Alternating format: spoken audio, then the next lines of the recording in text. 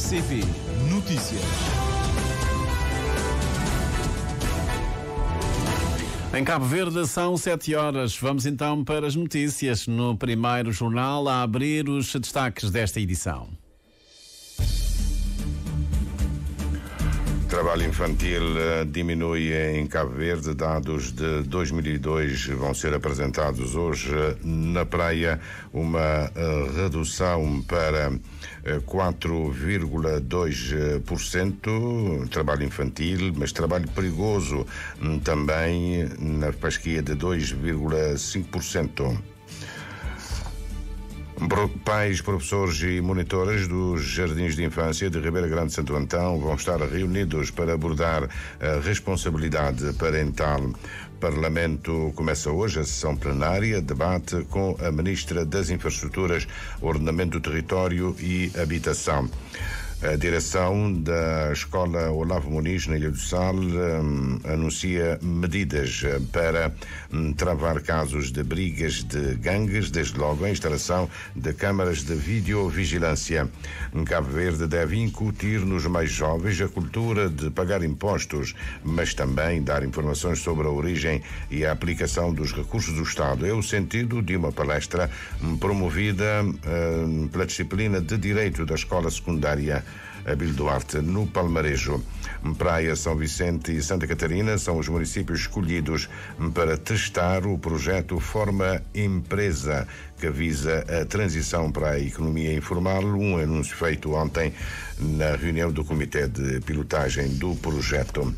As próprias populações podem contribuir para emperrar uma reforma da Igreja Católica que pode viabilizar o exercício do sacerdócio por mulheres e mesmo o casamento dos padres. Visão do teólogo Geraldo da Rosa, que é o coordenador científico do curso de mestrado de Ciências Religiosas, que é apresentado hoje na praia. Notícias para acompanhar. A edição é do Júlio Vera Cruz Martins. Bom dia.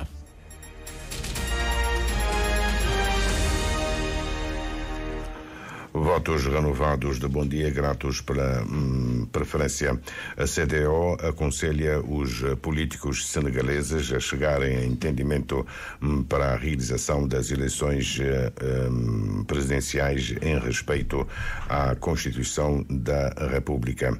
A Assembleia Nacional aprovou ontem, na madrugada de ontem, uma lei que marca as eleições presidenciais para 15 de novembro, 10 dias antes do Natal, mas antes disso o presidente Macky Sall já tinha anulado o decreto presidencial que marcava as eleições presidenciais para 25 de fevereiro.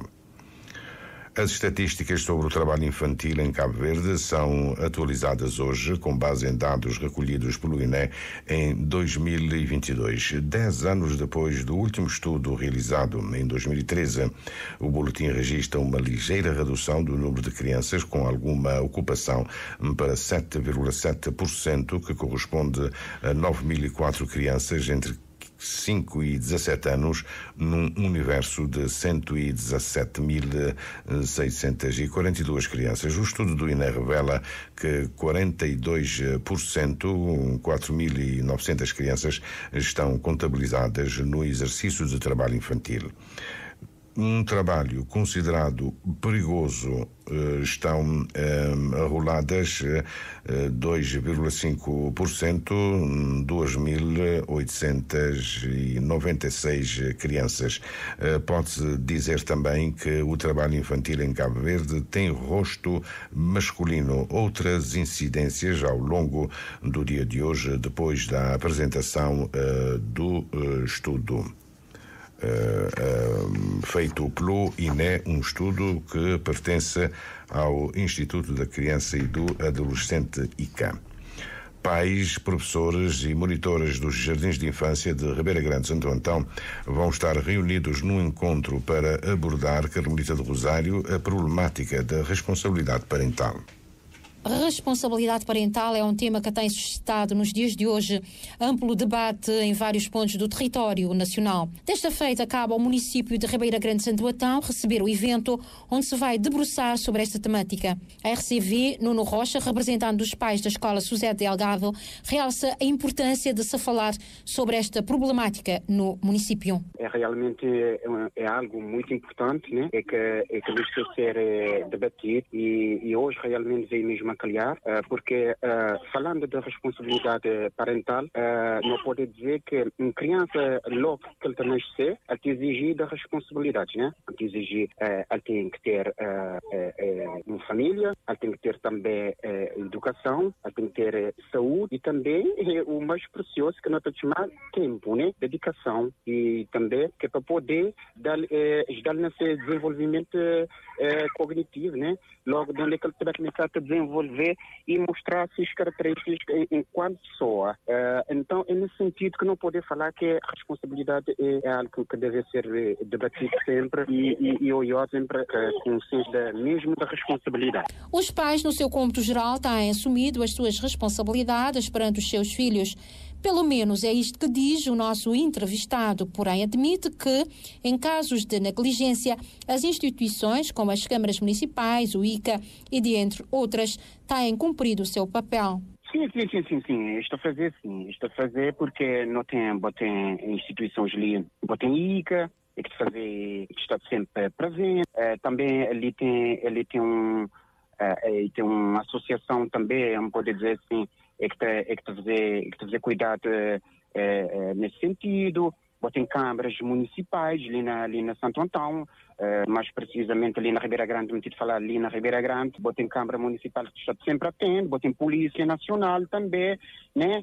Que trabalha também. Então ali as instituições estão sempre em cima no sentido de que haja exigências nesse sentido. Ribeira Grande de Santo Antão recebe hoje um encontro sobre a responsabilidade parental.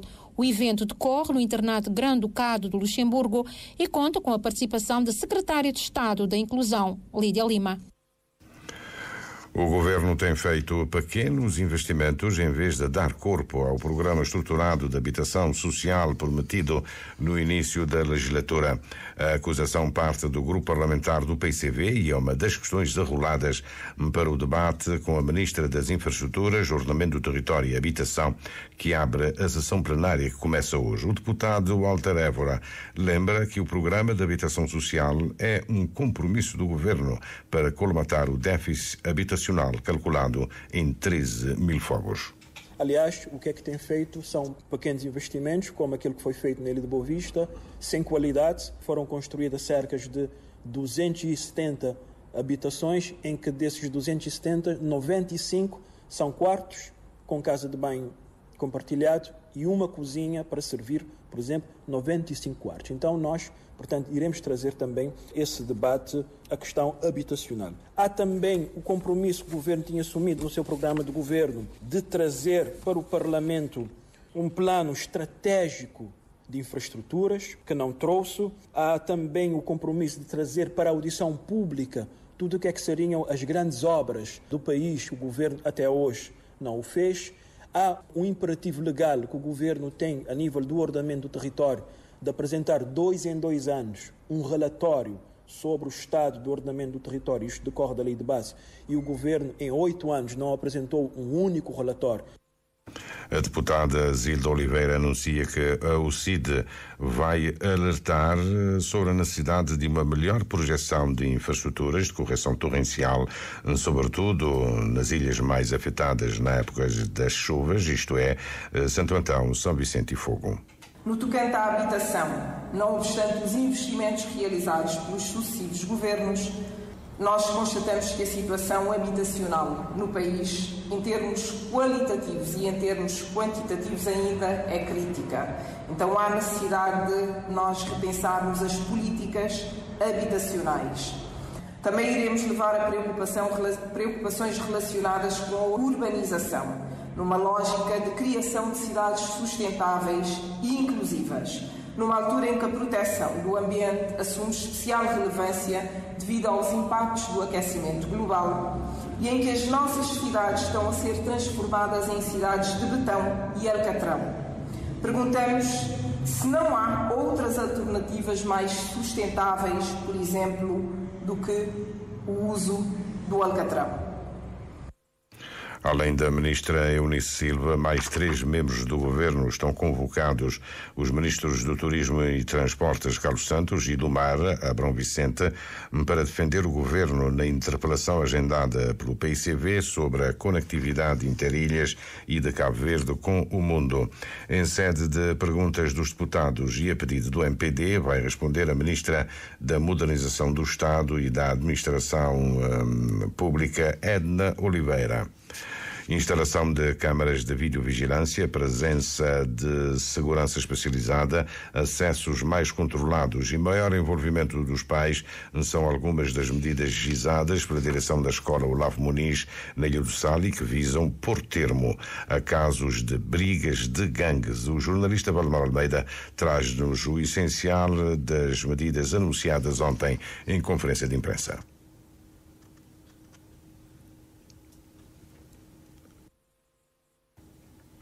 Pedimos desculpas por isso, mas vamos estabelecer a peça em que o jornalista Valdemar Almeida nos dá conta das medidas anunciadas pela direção da escola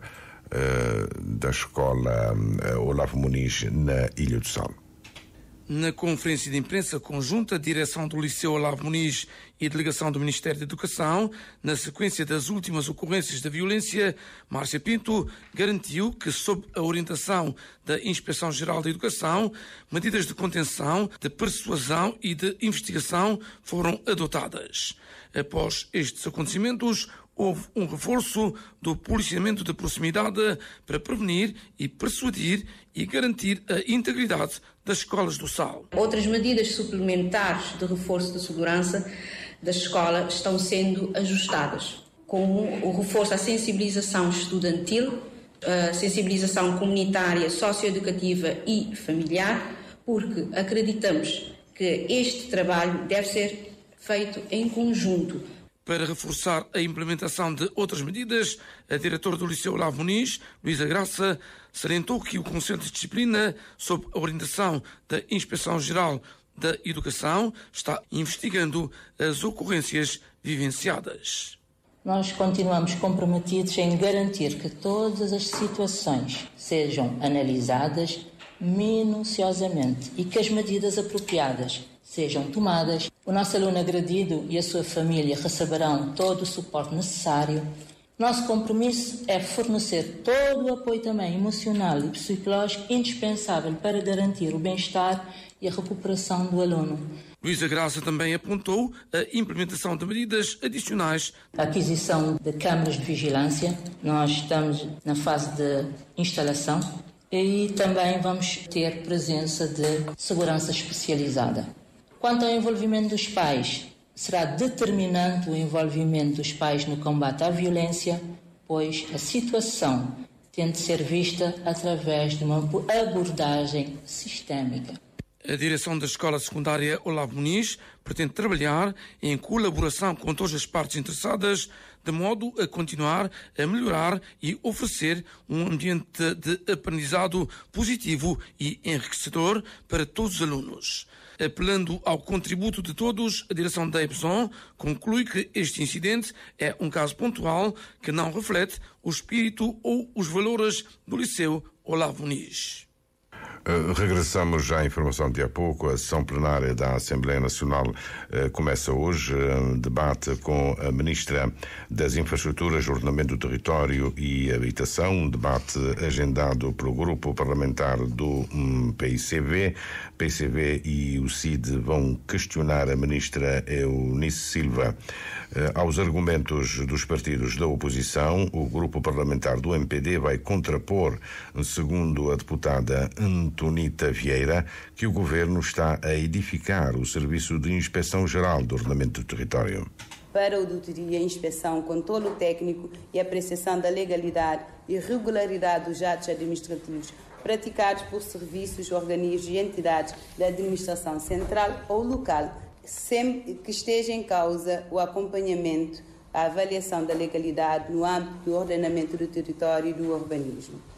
Este Governo está a assegurar a coerência, a complementaridade de todo o quadro jurídico relativo à habitação, ordenamento do território e urbanismo, alinhando ao Programa Nacional de Habitação e o Programa Nacional de Ordenamento do Território e Urbanismo e políticas e programas de outros setores envolvidos na política de habitação. Planos municipais de habitação como instrumento para implementação do Programa Nacional de Habitação a nível local serão institucionalizados, assim como sistema de informação habitacional a nível nacional com implantação a nível municipal. A sessão plenária da Assembleia Nacional começa às 9 com transmissão na Rádio de Cabo Verde. O país deve incutir nos mais jovens a cultura de pagar impostos e também informá-los sobre a origem e a aplicação dos recursos do Estado. É este o objetivo definido pelo professor da disciplina de Direito da Escola Secundária Abílio Duarte, no Palmarejo, José Tavares, que junta alunos do 12º ano de escolaridade e professores, uma palestra sobre cidadania fiscal na Nivas. Professores e alunos do 12º ano de escolaridade vão participar nessa palestra. O historial dos impostos, seus benefícios e ainda os desafios atuais da administração dos recursos do Estado vão estar em debate. O professor de Direito da Escola Abílio Duarte considera que, para um país como Cabo Verde, os cidadãos devem cedo conhecer os seus direitos e deveres nessa matéria. O país tem vários recursos. Deste modo, temos que cultivar nos alunos, desde a tenra idade, que temos que trabalhar para o desenvolvimento do país e também que temos que pagar os impostos e também temos que exigir dos agentes do Estado que seja feita uma boa aplicação deste imposto, não é? Para o bem da população.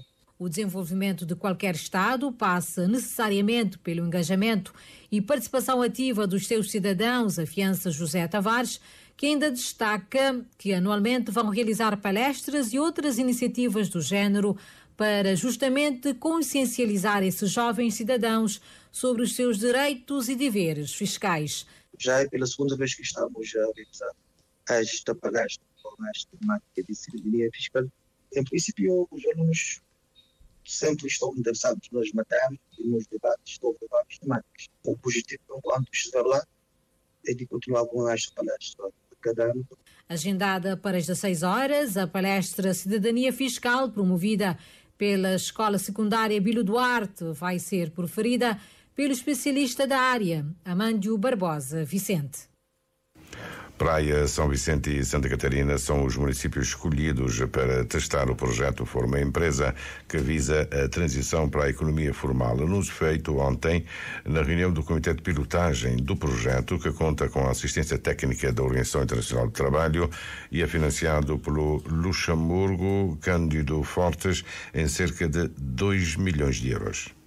O projeto de formalização, desenvolvimento de empresas e trabalho digno é executado pela OIT e tem como principal objetivo apoiar o Programa Nacional para a Aceleração da Transição da Economia Informal para a Economia Formal no período de 2022 a 2025, contribuindo para a promoção do trabalho digno em Cabo Verde através de reformas jurídicas, reforço do ecossistema da formalização, apoios ao desenvolvimento das micro e pequenas empresas e capacitação dos mandantes tripartidos em matéria de trabalho digno. Para o Grão-Ducado do Luxemburgo, a empregabilidade e o emprego constituem um eixo fundamental da cooperação com Cabo Verde, visando a erradicação da pobreza. O projeto Forma Empresa, que concentrar-se-á em 3 municípios, está alinhado com o Plano Estratégico de Desenvolvimento Sustentável, PEDES, referiu Thomas Barbancé, e conforme o encarregado de negócios do Luxemburgo no país, já tem resultados a serem apresentados. Falo particularmente no apoio fornecido ao inquérito ao setor informal feito pelo INE no verão passado, graças ao financiamento do Banco Mundial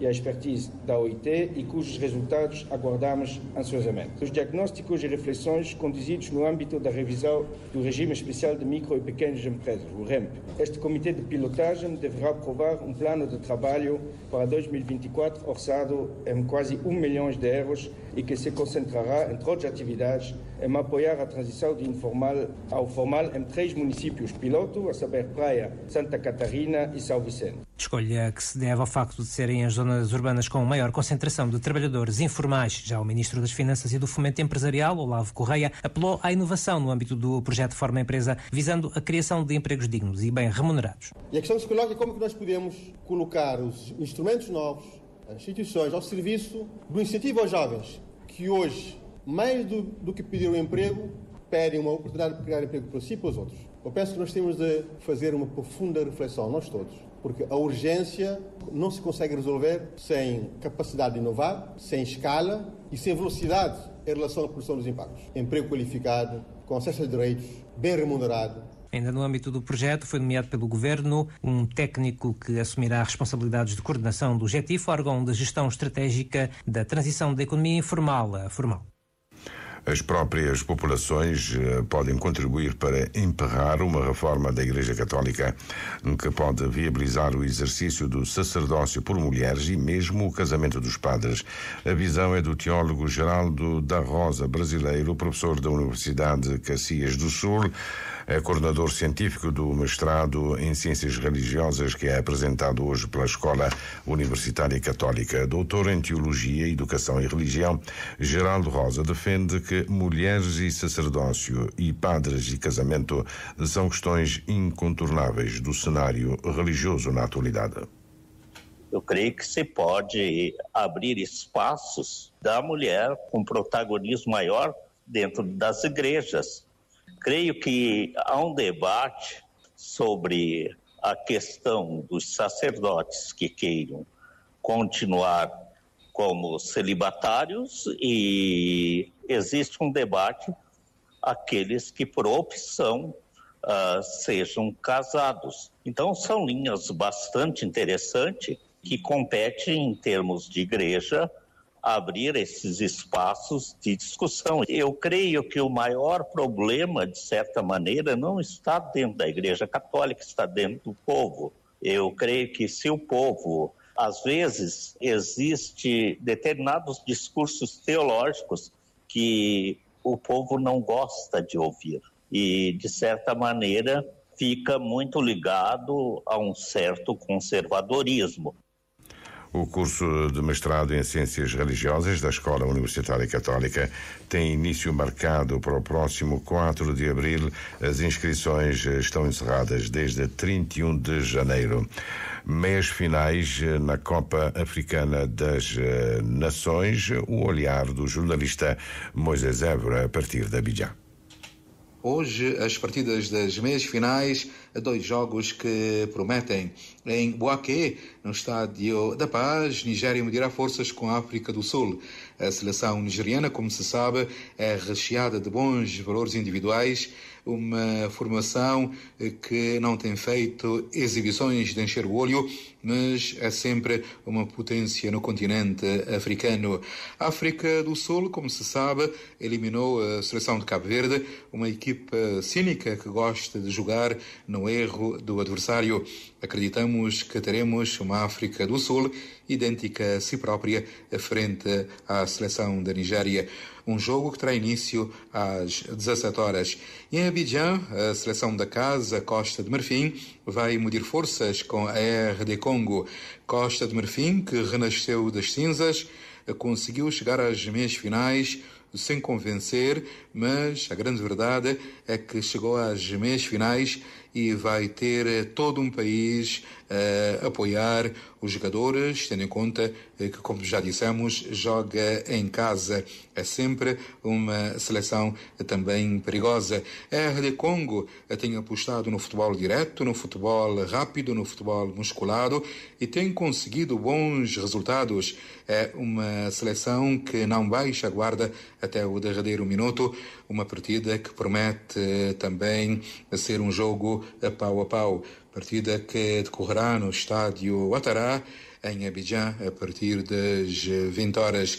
Meias finais, então, aqui na Costa de Marfim, é também o nosso último apontamento, uma vez que já estamos de partida. Carlos Santos, o secretário de Estado norte-americano encontra-se em Israel e há notícias que o Hamas já aceitou e apresentou mesmo um plano de paz, troca de reféns para retirada das forças. Passam agora 25 minutos das 7 da manhã. Está então concluída esta edição do Primeiro Jornal.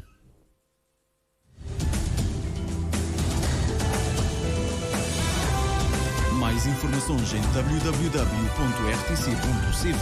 e na aplicação RTC Mobile.